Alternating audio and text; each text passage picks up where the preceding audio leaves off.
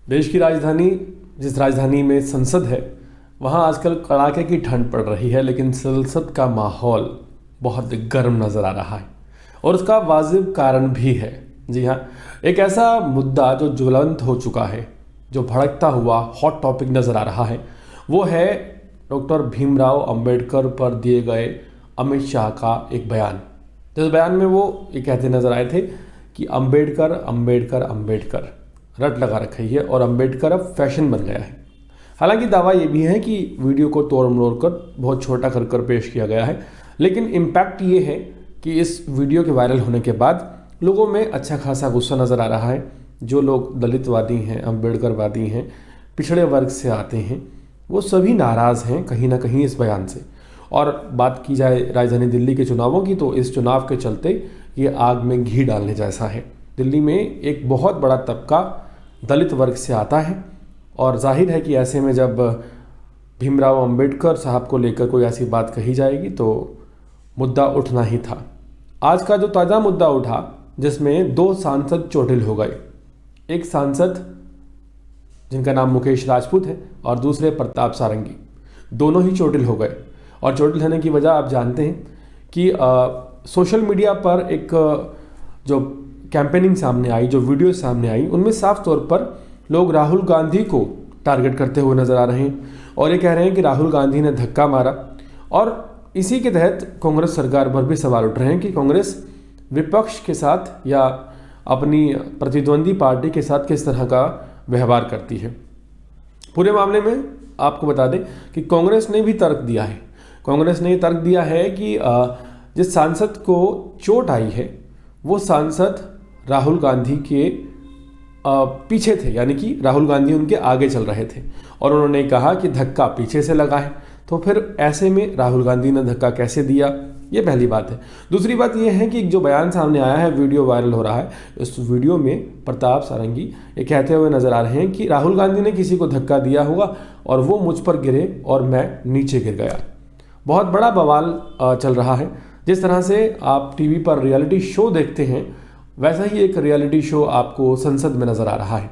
संसद के माननीय संसदगण किस तरह की हरकतें करते नजर आ रहे हैं, ये तो एक दूसरा मैटर है। लेकिन आखिर ये सब हुआ क्या, ये जानने की भी क्यूरियोसिटी आप लोगों में बनी होगी कि आखिर ऐसा क्या हुआ कि राहुल गांधी ने किसी को धक्का दिया।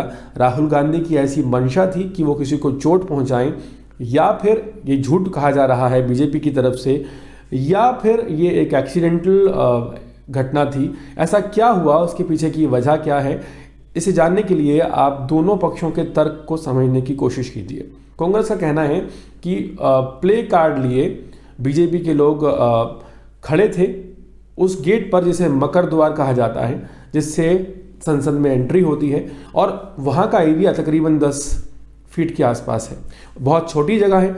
ऐसे में आरोप है कांग्रेस पार्टी का, आज कांग्रेस पार्टी पूरे विपक्ष के साथ संसद में इस मुद्दे को उठाने वाली थी कि गृह मंत्री जो है अमित शाह, उन्होंने जो बयान दिया है डॉक्टर भीमराव अंबेडकर को लेकर, जिस तरह से उन्होंने भावनाओं को ठेस पहुंचाने की कोशिश की है कि अंबेडकर अंबेडकर कहना एक फैशन बन गया है, इतना नाम लेते तो स्वर्ग मिल जाता।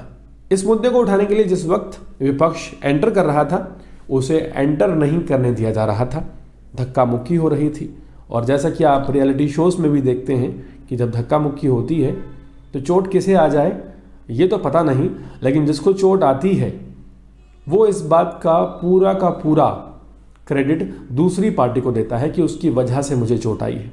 सबसे ज़्यादा हैरान करने की बात है कि जब चोट आई 2 सांसदों को, तो तत्काल ही उन्हें आईसीयू में भर्ती भी करा दिया गया और आईसीयू रूम के अंदर कैमरे भी अलाउड कर दिए गए, जो कि अमूमन डॉक्टर्स जो हैं आईसीयू रूम्स में कैमरे अलाउड नहीं करते हैं।